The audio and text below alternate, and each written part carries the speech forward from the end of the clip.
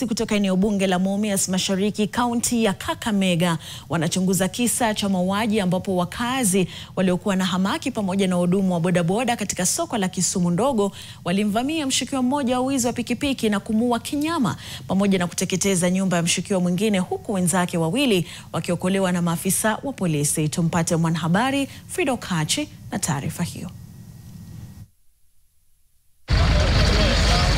Hamaki ya wakazi na wahudumu wa bodaboda kutoka eneo hilo iliwachochea kuteketeza nyumba za kundi la vijana wanaodaiwa kuhangaisha wahudumu wa bodaboda kwa kuwaibia pikipiki na ng'ombe.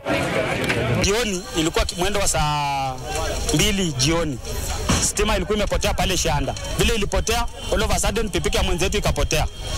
Vile tulianza kutafuta pikipiki tulipata kwa shamba moja hapa ya jirani yetu ambaye ni mwenzetu anafanya bodaboda.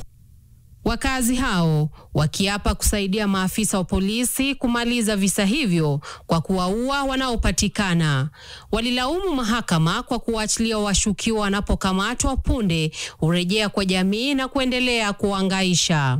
Yule ambaye atapatikana ni kuuawa tu. Juu sisi tumechoka. Akidhibitisha kisa hicho, kamanda wa polisi eneo la Mumias Doris Chemosi amesema walifika na maafisa wengine na kupata mmoja wao akiwa tayari ameuawa na wananchi.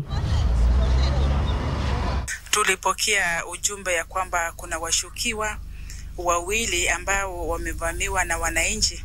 Ni kwa sababu ya kujihusisha na makesi ya wizi na wananchi wanakani kama wamechoka.